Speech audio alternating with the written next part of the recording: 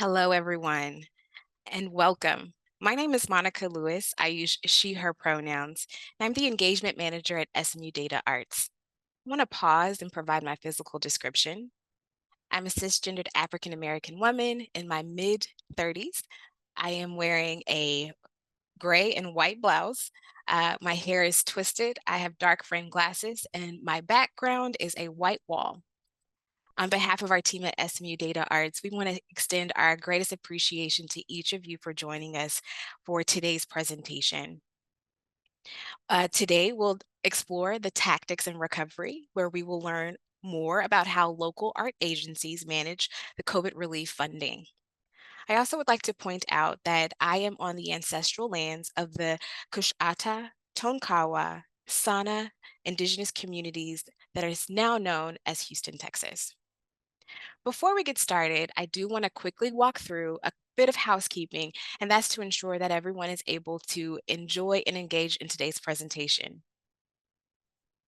First, I want to highlight that we are recording today's presentation.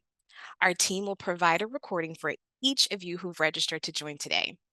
In that follow-up communication, you'll have access to this recording, the slide deck that you'll see in today's presentation, and some other helpful resources. I want to point out a couple of features as today will be a pretty engaging conversation session. I want to show you ways that you can engage with us throughout our time together. So first, the Q&A feature. You'll be able to share any questions that you have about today's content or questions for our panelists. You will also have access to the chat feature, which is an amazing feature where you can share comments, questions, or even technical questions that you may have. We have a wonderful team in the background that will be monitoring our chat and our Q&A feature. Rochelle Brisson and Ben Eisenhower will be facilitating all of our support features. So if you have any issues or questions for our team, please utilize that. I will point out for the chat as you're sharing, feel free to share any links or resources that you would like to share within our community today. And also, as you share, you want to be sure that you're sharing with the entire audience. So you'll want to click that drop down menu to include everyone and not just the panelists and hosts.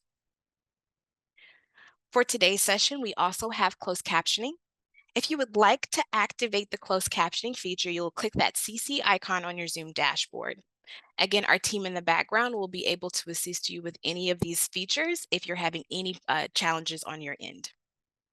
And finally, for those who are just joining us one more time, we are recording today's presentation and we will share that with you.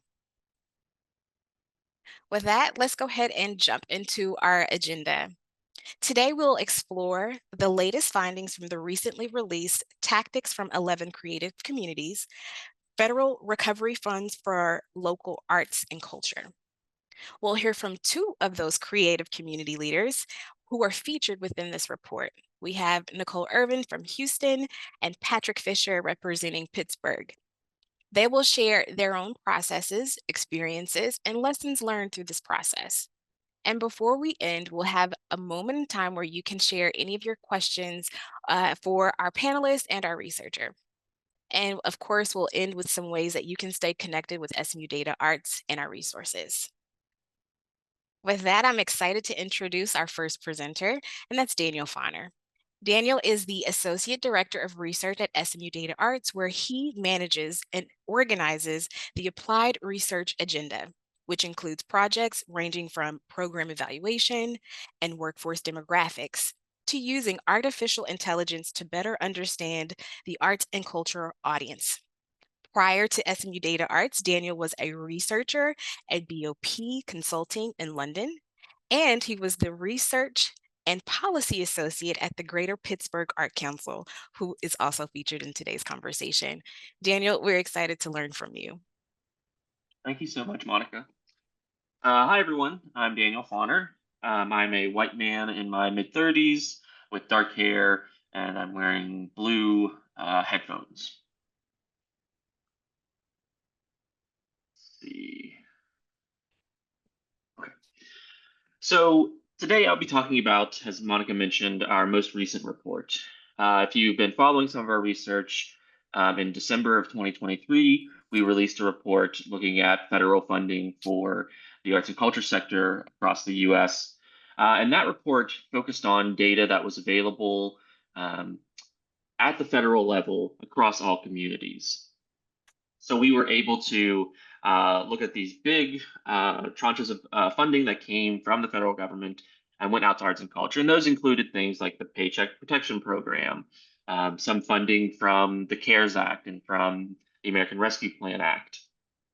And we were able to trace specific streams of funding based on the sector using things like NAICS codes, which let us think about industries. And it let us think about individuals and specific organizations that received funding. The data was very available from the federal government. But we noticed that those couple programs we were exploring weren't the complete picture of what was coming from the federal government to communities. And so specifically, we honed in on one program that was of interest to us called the State and Local Fiscal Recovery Funds, or you'll see the acronym SLFRF. These funds were part of the American Rescue Plan Act, where the federal government distributed $350 billion out to over 30,000 government agencies across the country. So cities, states, regions, counties, tribal areas, to distribute all this funding, which then those local governments further distributed that to their communities where they felt there was the most need. Now, this is a very great approach to this funding in that it gets the money out to local communities who then can decide what is of most need when we were going through earlier parts of the pandemic. The difficulty is, unlike what we studied in our last report, there wasn't a clear, specific data reporting requirement to the federal government. All the local governments that got funding had to supply reports periodically about, yes, we used this funding. Here are some of the big buckets of how we used it, but it wasn't as detailed as the other data we were looking at. So we saw this as an opportunity. We worked with a lot of different communities at DataArts and learned about how different communities have used these funds. And so it got us thinking, instead of trying to quantify the entire scope and impact of these funds from SLFRF, what if we talked to the communities and learned more deeply about the choices they made and the processes they went through to create these programs that they were given money from their local governments and how that impacted their communities. So what we're talking about today is not a comprehensive look at this funding program, unlike our last report was more comprehensive, but it's still a very important aspect of thinking about how did communities use these funds? What strategies did they put in place to think about these topics for their communities? So while I open this up, we were exploring how we would think about this, and in partnership with Bloomberg Associates, we thought about what would be the most useful way that we could discuss these funds that could be helpful to learn about what are different communities doing, how are they reacting to the challenges that we perhaps the organizations have perhaps experienced um, throughout the pandemic thus far. Let's get this up here.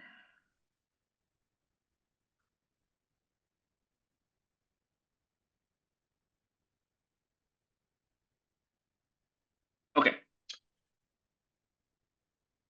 So this funding program, as I mentioned, came from these grants that were given from the federal government to these local communities. And in combination with the funds that we studied in our first report, this was one of the biggest allocations of funding to the arts and culture sector from the federal government. And again, as we're talking about this, we're not saying that this analysis and this report is a fully comprehensive look at how much funding went into communities, but it gives us a place to discuss how these strategies were, how they played out. And I especially want to focus on, the importance of the local arts agencies in this process and how crucial they have been to identifying what the needs were of their local communities and how to get the money out the door to support the organizations in their communities. And that's why we really wanted to focus on the local arts agencies and support organizations. with this research. And so as we went through this process, we developed sort of a interview protocol where we talked to these different communities to better understand sort of three big buckets related to their strategy. One was advocacy. How did they get the funds from their local community? Did they have sort of um, advocacy networks that they were activating? I also thought about process, and this is more so thinking about how hard was it for organizations to apply for this funding, and what steps did these agencies take to minimize that burden across diverse organizations needing different things at this time. And then the third bucket was looking at equity. How did the local arts agencies decide where to allocate funds, or what criteria might be most useful to help those perhaps most impacted by the pandemic at that time? And I'll mention logistically these funds. The ARPA was created in 2021. Funding through this took time to get from the federal government to all the local agencies, but all the funds had to be accounted for, and said that we were going to use these funds for this purpose by the end of 2024. So there's still a little time, but most communities have already finished with their funding. And then they're required to have spent the funding by the end of 2026.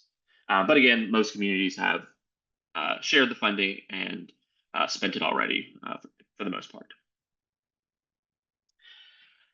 When we were looking at communities, we wanted to get sort of a diverse mix of different size communities, some communities as counties, some as cities, and try and get a different perspective on how these communities operated.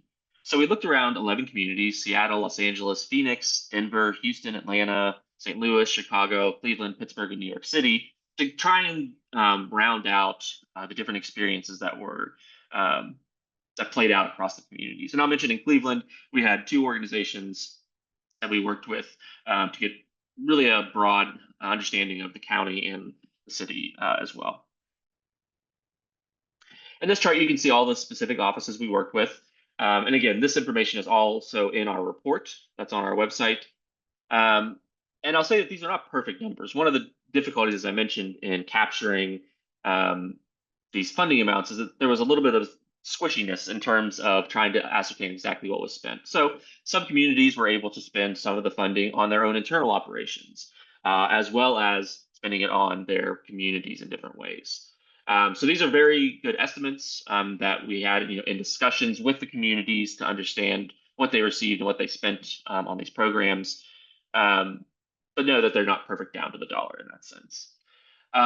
The column here where we have the total as a percentage increase over a single year of regular funding, this is more of just an illustrative point that we looked through 2019 budgets for as many of these organizations as we could find them for.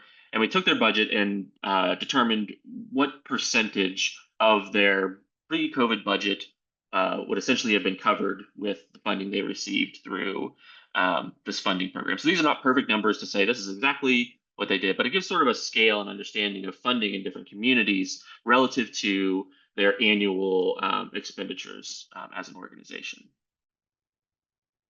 So now we're going to dive into some of the findings that we had across those three buckets that I mentioned: advocacy, process, and equity. With advocacy, there were two main tactics that we recognized across the different communities: grassroots efforts and intergovernmental partnerships or proposals. In terms of grassroots efforts, there were many communities that had strong networks of advocates that they were able to activate, which we'll hear about one of those here in a little bit, where they were able to really make noise to get support for their funding for the arts and culture sector in their communities. In some communities that previously did not have that type of network, they were able to cultivate some of that community spirit together to get those seats at the table going forward. And that also goes in with the second tactic that we came across, where you had a lot of, and these are specifically for many of the government agencies we talked to, that they were able to use the trust that they've built within their communities to get that funding from local government, where when the local government said, we have $5 million that we need to spend from this program, some of the first places they turned to were the arts and culture agencies because they knew they had a track record of getting money out and supporting their communities. As I mentioned, this was a multi level of government type of funding program. So in some communities, advocates and agencies targeted the county level government, and some they did the city level government, some they did both, because all this funding went to different levels of government. So there was a lot of discussion, a lot of working with different agencies to see what could be done for our sector. With getting a seat at the table, that has been one thing that some communities saw that going forward could be really positive about some of these advocacy efforts, were that now they have connections with some portions of local government they didn't have before. And being able to leverage that and give the voice of the arts and culture in their local government was really important to a lot of those communities. The next aspect that we thought about in terms of tactics when we talked with the communities was thinking about the process. How did these agencies work to simplify the process of applying for funding or reporting about funding, um, to make it as easy as possible for communities and get the money out the door? Now, some of the differences we saw across communities were due to some being government agencies and some being nonprofits, with the government agencies still having, in some cases, more burden of documentation and process. But it was interesting to see what those government agencies did to try and still minimize that burden as much as possible. And a lot of this came down to um, the umbrella idea of trust-based philanthropy, where funders are not necessarily saying, we want you to fund this specific thing in this specific way so that it has this outcome. It was more so working with the community organizations to say, we want you to have funding to support your work.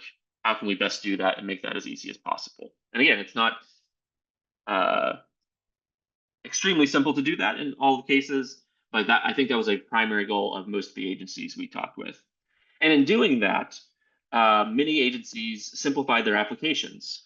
Some communities have worked with a lot of these arts and culture nonprofits over the years. They already know them. They know that they're a reliable, successful supporter of their communities in their different ways. So they didn't need to ask perhaps as many questions. They already knew the overall information about a lot of the organizations that they were funding. So that allowed them to cut back on the application.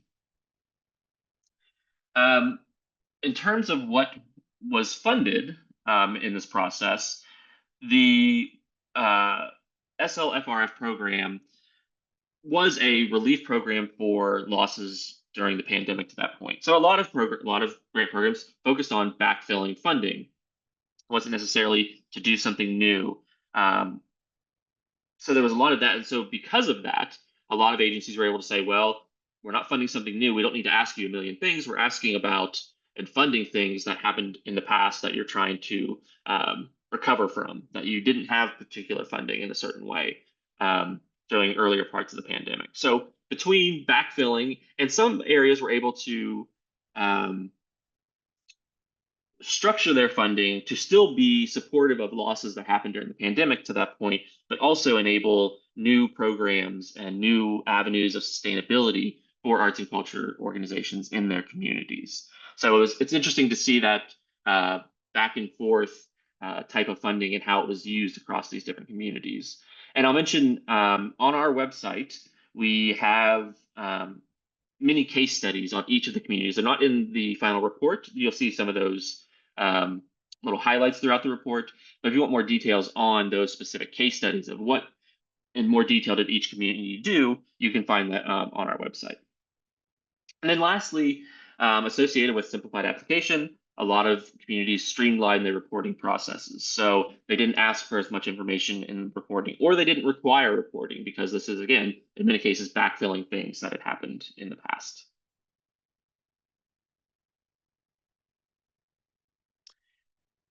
One of the difficult things that I will say is, as we're very hungry for data to analyze things, what's going on, how are organizations doing, we do across our different parts of our research, we have the difficulty that when you simplify an application, you collect less data, there's less to know. So there's always this balance of what do we collect that isn't overly burdensome, but also gives us the information we need to better support organizations going forward. So it was interesting talking with communities about their simplified applications of how did they view evaluation in this process? How did they view the need for different types of data points in this process? And so there was, again, this trust-based philanthropy aspect where a lot of funders were saying, we trust our community, we know our community, we're going to make this easier for them just to get the money out the door.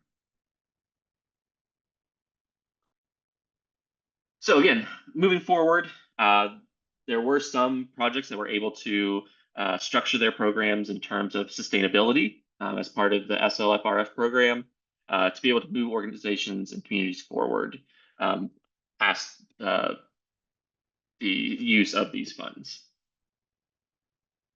The last tactic that we focused on was equity. And when we're saying equity here, we're thinking about things related from demographics, specific COVID impacts, how things are spread out across communities. And there's a lot of correlation between some of these different characteristics and tactics that we looked at.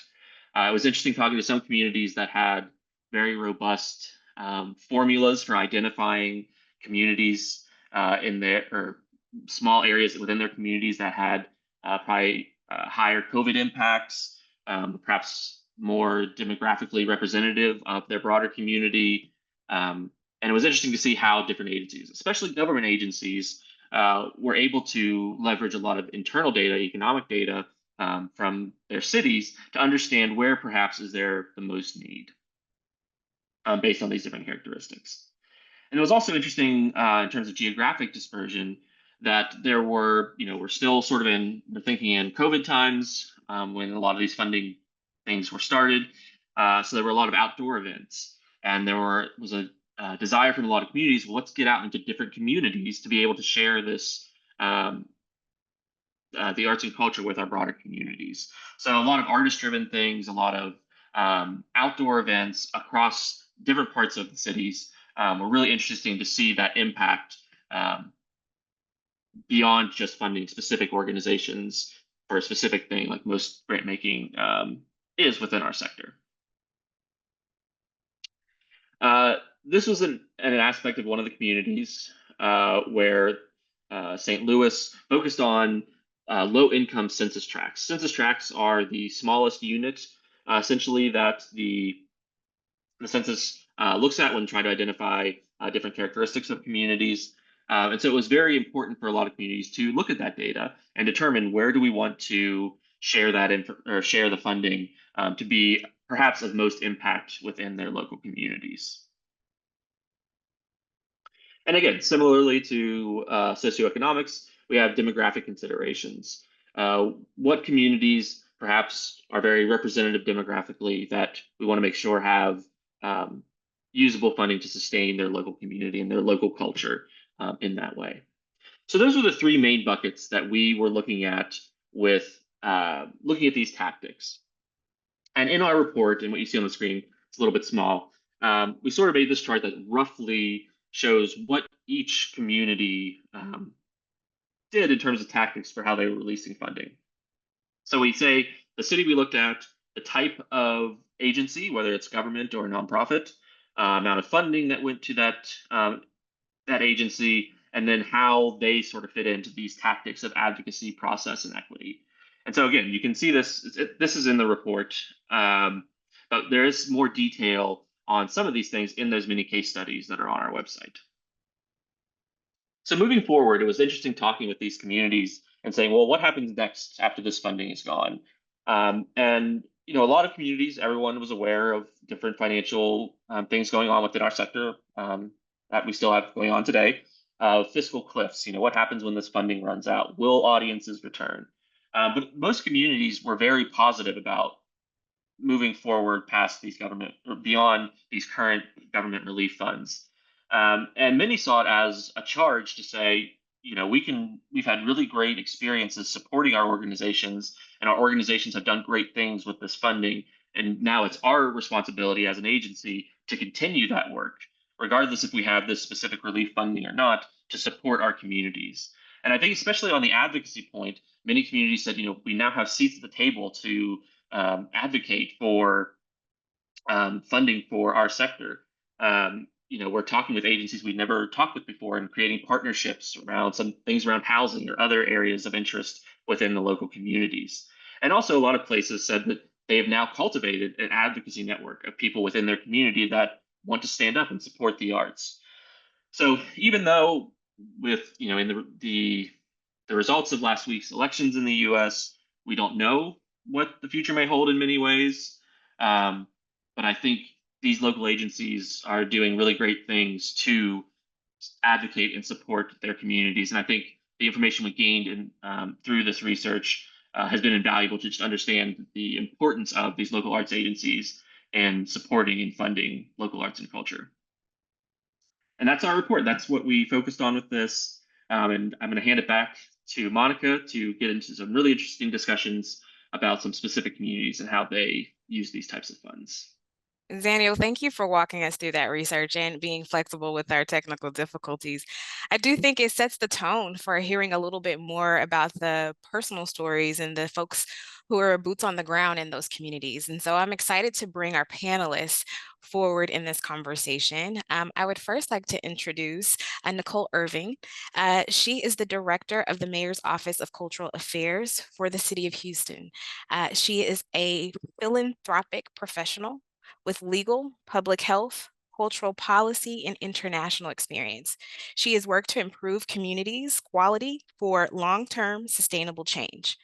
During her tenure, she has stewarded the transformation of the city's grants system and led MoCA's new work in music space.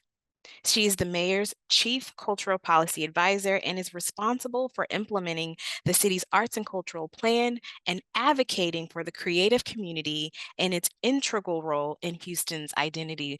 Welcome, Necole. We're so excited to have you. Thank you so much, Monica. It's great to be here. I am an African-American Southern woman, identify as a female or cisgender.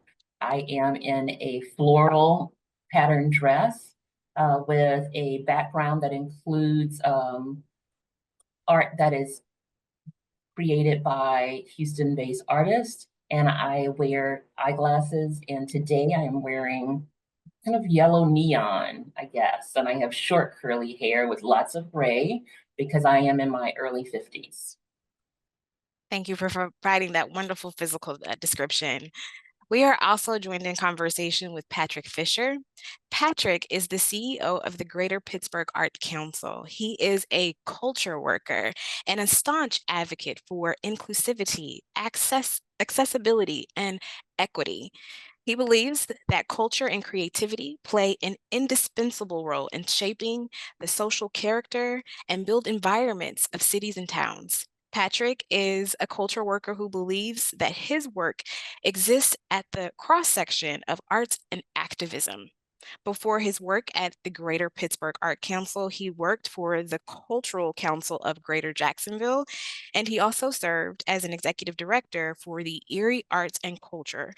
And he believes that we directly demonstrate the value of the arts by leveraging our resources and skills to help amplify the identities, aspirations, and struggles of our community members. Patrick, we're so excited to have you in this conversation. Would you like to share your physical description? Yeah, thank you, Monica. And good afternoon, everybody. My name is Patrick Fisher. I am a white cisgendered male in my late 30s. I am wearing an indigo button-up shirt today. I have dark, short-cut hair, as well as about a month-long beard, and my black background behind me is blurred. Awesome. And I'm going to ask my team to bring Daniel back into this conversation. I think if he can, we're going to put that spotlight back on you because you've talked to all of our creative communities. And so I definitely think you have something to add in this conversation. Necole, Patrick, can you just kick us off and just help us understand your art community and how your organization fits in that picture? Necole, can you start us off with a little bit about Houston? Sure, definitely. So Houston, sitting in Texas, we are one of the most diverse cities in the country. The Office of Cultural Affairs is relatively young. We are approaching our 10th anniversary.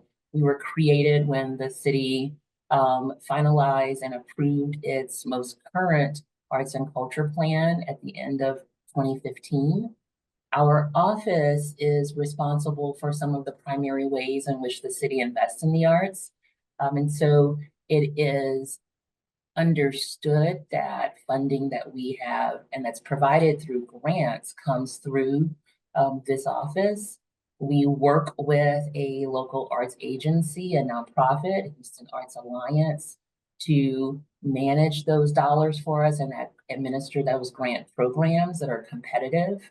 And we have been in the midst, since we created our organization, of a redesign of our grants program to make it more accessible, equitable, and transparent for the community. And I say that because it really speaks to the work that we have been doing in community as a municipality, and some of the trust that we were starting to gain within community prior to the height of the pandemic.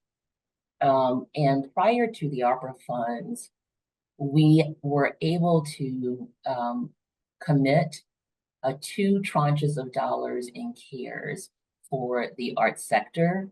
That commitment as well created some necessary levels of support when we think about access to federal funds. That really grounds us in how Houston is operating. Patrick, can you give us a little bit about your work with Greater Pittsburgh? Yeah, absolutely. Pittsburgh art community is very, very dynamic. It is a mix of legacy patron institutions that carry with it global recognition, all the way down to small independent grassroots organizations that are predominantly driving their work and mission through use of volunteers. Whether it's the visual arts, the performing arts, or the literary arts, Pittsburgh does have a robust offering, both by way of organizations that are delivering arts-based programs and activities, as well as talented individuals that are arts practitioners living and working in our community. Pittsburgh, in my opinion, is a city of neighborhoods at the truest sense, though we are a city that is split by rivers and bridges and tunnels. Each individual neighborhood has a strong identity, from the Hill District to Shady Side to Lawrenceville, and then the surrounding neighborhoods as well. And there truly is a democracy of choice that exists within Pittsburgh, because there's a lot of work that is done at the community level and the neighborhood level here. Within the arts ecosystem, the Greater Pittsburgh Arts Council is a local arts agency and intermediary. We serve as the web that connects that ecosystem and works diligently to have a finger on the pulse of that ecosystem. We work to make sure that the individuals and organizations that use the arts to serve the broader community are resourced, connected, and informed. So about 1/3 of our capacity goes to direct member services, 1/3 of our capacity to telling the story of our sector and its impact, and then 1/3 of our capacity towards advocating for the interests and aspirations of our sector. Very nice. The 2 dynamic cities sharing in this perspective. If you could, and Patrick, I'm going to stick with you. Just take us back in time to the height and even at the recovery of the pandemic. What were you seeing in your arts community? What were the biggest needs from your perspective? And what were some of your initial thoughts and processes that you were hoping to respond to some of these needs? Yeah, first and foremost, I think it's really important to share and be transparent in the fact that I wasn't actually in Pittsburgh at that point in time. I've only been in my role for about 1.5 years. But the Arts Council was certainly present in convening community conversations and getting an understanding of where the community rested, both before the pandemic and then during the pandemic. I would also like to recognize, I know she's in the session today as an attendee, but Morgan Kasperitz on our team really did a phenomenal job of making sure that the Arts Council really understood where the community rested. We have done community surveys of our artist population even outside of the pandemic. And one of the things that we have learned through those surveys is that the folks in our sector are often underinsured and they don't have financial safety nets. And being that this is a very strong gig economy in this community, there was real trepidations and concerns around what this would mean for livelihood when events, in particular musical performances, festivals, teaching artist residencies, et cetera, were being delayed and then canceled as a result of the pandemic. Also, I don't think we're alone as a community, that many organizations are taking a look at what are their fiscal models and what does it mean to be sustainable and to be solvent. And the pandemic certainly didn't do anybody any favors as far as the financial challenges that organizations of all sizes were experiencing prior to the pandemic. Definitely. Necole, what about Houston? Sure. Patrick, I really appreciate you setting that picture. It was really helpful to visualize what it looks like in that area. Here in Houston, we have a history of both municipal support for the arts, but a lot of individual support for the arts. And what that looks like is organizations receive a bulk of their operating budgets through individual donations, through events. And so you can imagine the ability to be able to raise those dollars from individuals during this time, to say the least, was stressed, was the case. And so while at the municipal level, we provided support, the source of our funding for grants come from our hotel occupancy tax dollars. So again, both the individual contributions to organizations was lacking, and the source of the funds at the municipal level were also lacking. And so that created really a sense of a cliff for so many. There was this reality that we didn't know what was next and how long we would be in the midst of the height of the pandemic. It's hard to think back and really think on a day-to-day basis of the levels of stress and tensions that organizations felt, and then to add on that, individual creatives. One of the things that we saw when we really began getting into funding at the relief stage with CARES dollars was the lack of organizations that had experience in receiving federal funds, and in many ways, the lack of documentation for individual creatives to be able to say, here's what I've lost in a quantifiable way, in a way that could be audited. And so that was a space that was identified really early on. It was something that we saw because we here in Houston have experienced lots of climate events. Over the years, we are seeing them happen more frequently and at a faster pace. And so this concern, this area around documentation, around thinking about sustainability from a fiscal perspective, had been a part of community dialogue and conversation, but not at a level that really met the moment. And so we were at a place that, like across the country, really devastating. And while the relief funding with CARES did that, which was relief, but at a very small level, the opportunity with these ARPA funds, we saw truly as an opportunity. And we were able to do some learnings from the relief funding that I think stood us in a really positive way. Nicole, do you mind if I ask for you to share a little bit about some of those learnings, maybe one or two things that you've learned from that process? Sure. So I mentioned that it was a significant struggle during our CARES distribution of funds, where we provided funding for individuals.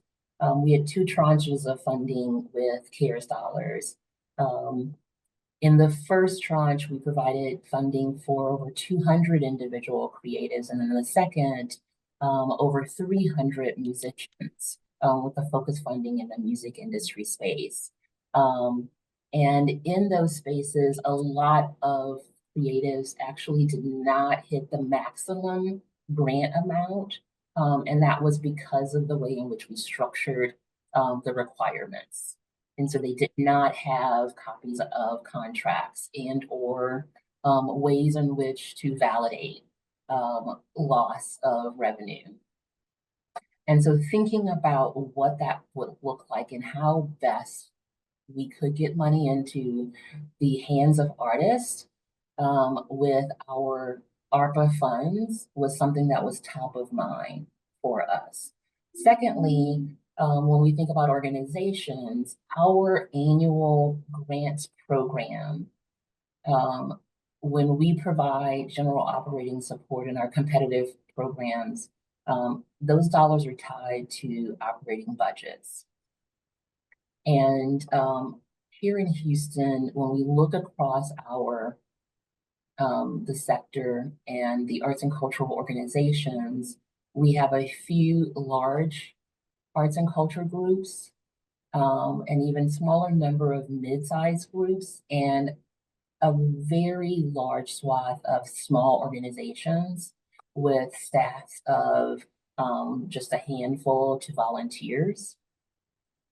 And so being able to make sure that we met those groups where they were was a second thing that was of consideration when we were thinking about how to structure the opportunity for the ARPA funds. Oh, that's really insightful, Patrick. I want to come back to you in Pittsburgh. We talked a little bit before our presentation, and I wanted to give you a moment to talk a little bit about the support and how transformational it could be, and how you experience that in Pittsburgh. Can you share a little bit about how Greater Pittsburgh Art Council advocated for equitable allocations of recovery funds, and what were some of those lessons learned for you?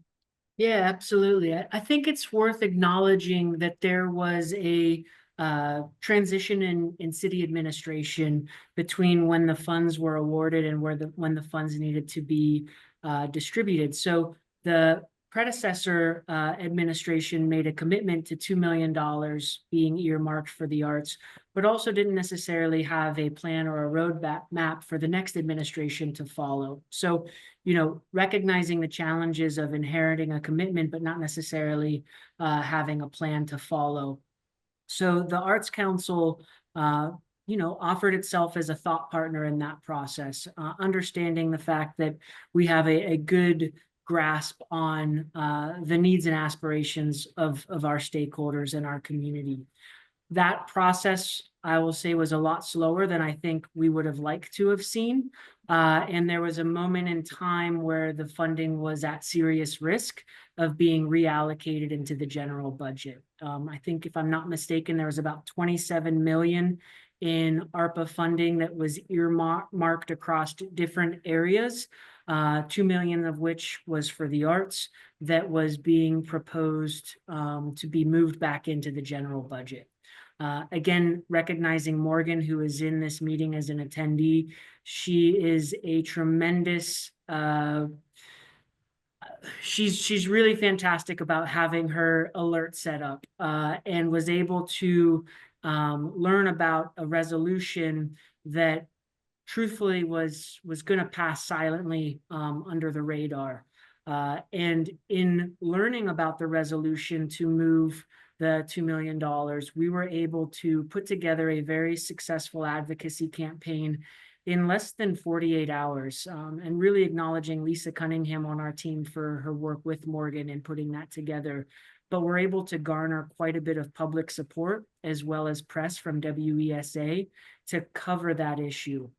And through both the press around that issue and the folks that we got to show up alongside of us at City Council, we were able to save those funds. And of the total dollars that were slated to be moved over, the only dollars that were saved were the arts dollars. But then we really had to position ourselves as an ally and partner of the city to help them think through strategies and approaches. You know, there were moments where I think there was a little bit of tension around what should be defined as arts experiences. For instance, you know, at one point in time, the bulk of the dollars in our community were going towards expenses that we had a hard time defining as arts experiences, fireworks, barges for fireworks, etc. So really had to sit down with the city and try to meet them where they were, but also move them forward and around what should be defined as an appropriate expenditure for these funds. Thankfully, we had both folks within the mayor's administration as well as individuals on city council that were willing to have us join the conversation. And not only that, willing to have us bring others into the conversation. We wanted to make sure that we were centering voices and perspectives from Black-led and Black-serving organizations. So we brought leadership from One Hood Media, Black Unicorn Library Project, Pearl Arts Movement and Sound, Boom Concepts, and Shiftworks to help expand the city's perspective around how those dollars could be utilized, and not in a way that was just transactional, but potentially something that could be transformational, being that $2 million, if you remember one of the previous slides that Daniel shared, that was a 500% increase to the city's funding for the arts. And the other thing that I think we really had to do was make sure that the movement never stopped. As I mentioned, the process was a lot slower than I think some of us would have maybe liked to have seen. So we really had to be proactive in our communication with the city to make sure that those conversations and that work never ceased. And then also thinking about the procurement process. There are a lot of barriers that can arise when trying to enter into a contract with a municipality, from having lawyers negotiate the contract to the insurance requirements around the contract. So really trying to both advocate for the funds to support, have the closest relationship to Black and Brown artists and Black and Brown communities, also being mindful of the capacity challenges that come from some of the contractual obligations of working with the municipality. And that's where we were, you know, through those conversations that we had, we saw collaborations arise through organizations like Shiftworks and Boom Concepts, where Shiftworks as a mid-sized organization could be the applicant for the funds that ultimately is the one that is entering into the contractual obligation with the city, while Boom Concepts and their working relationship with artists can also be leveraged to help make sure that the dollars get out to the communities that were most impacted by the pandemic. I appreciate this conversation because it's leading to those intangible stories that sometimes the reports and the numbers can't really tell. So I appreciate you being able to share that and recognizing that we're almost at time. I do have one last question I would like to pose to both of you. And Necole, I'm going to pick on you to go first. Just reflecting on this process and all of the outcomes, where are you today? And on top of that, what are some takeaways or some lessons learned that you would hope to empower other communities as they review this report? Sure. So I'll talk about the lessons. And for me, I'm always learning. And I hope that the work that we do provides a roadmap for others to take nuggets from. But I'll share 3 learnings from this funding. Number 1, the work that preceded this funding was so important. And so I encourage folks to think about how do you document the path and the journey to get to where you are. So we were able to go back to some of our funding around weather disasters. We were able to go back to the successes of the CARES funding to really say this is why you should be investing these dollars into the arts sector. And we had that information, we had those stories, we had the numbers to be able to do that. Secondly, we don't have here in Houston a lot of the connective tissue in the advocacy space from an institutional perspective. But what we saw in this work was both individuals and organizations coming forward and saying, not only should we be considered for dollars with this tranche of funding that's come from the federal government, but we must be considered. And those arguments began really early in the process and were consistent. And I want to really reiterate that they were consistent because months went by without a decision being made, and individuals and organizations persisted. And that was new for, in my experience here in the city. I'd love to really call out, it's difficult when you start calling out folks because there's so much that goes into advocacy work. But one of the leaders in this was the CEO at Performing Arts Houston, Meg Booth. And I think about the level of persistence in both bringing individuals and entities together, the amount of effort and time in working together to think about the argument, the language to put forward to the city, to the mayor, to council members across the community. That work she did on top of what was a full schedule as the CEO of an organization. As a CEO of an organization in the midst of a pandemic. And so that consistency just can't be overstated. That muscle really has led to the growth in that advocacy sector here in Houston, both individually and at an organization level. And we have since had a change in administration. And our new mayor, John Whitmire, has created an Arts and Culture Council Committee. And so we see that strength and growth from this work.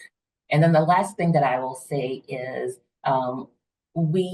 because we recognize the issues around documentation for individual artists, we thought about how might these dollars go to individuals through our nonprofit organizations. And so we lifted up contracts with local artists as an allowable expense for these funds.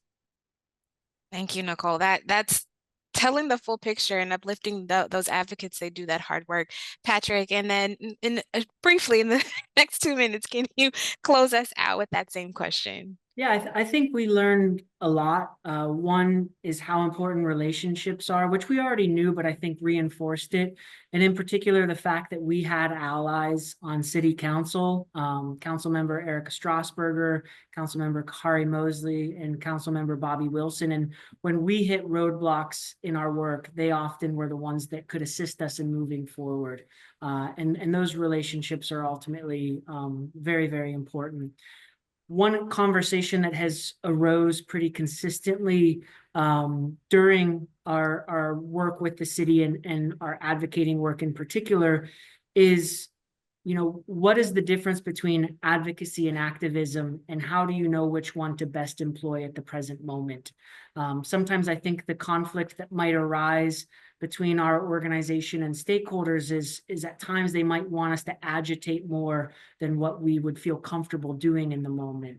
So one of the things that we've developed internally as a team is a decision tree around, you know, when is activism required and what forms of agitation might be best suited for the moment to make sure that ultimately we continue forward with the message. Patrick, learning about this decision tree has really sparked some questions for our team as well, and things that we are thinking about as we enter into the year 2025. So as we begin to close out our webinar space, I want to just point out to our audience, I didn't forget you. I was keeping an eye on our chat and Q&A, and I think everyone was really engulfed in hearing your journeys about your communities. And we didn't get any questions, which is quite surprising, but I do feel like we were able to tell a really great story and learn a lot about the work that you're doing in Houston and in Pittsburgh. As we close out our space, Daniel, are there any last minute thoughts that you would like to share before we officially say goodbye to our guests? I think the biggest thing from all of this was just the cooperation and partnership that happened at so many levels across these programs, across communities, artists, organizations. That's really encouraging, I think, that there are these bonds within our arts communities. Agreed. I want to encourage folks to continue to explore that report. I'm going to ask my team to share that link for folks to have it really quickly to be able to share and learn from all of the different creative communities who were featured within this report.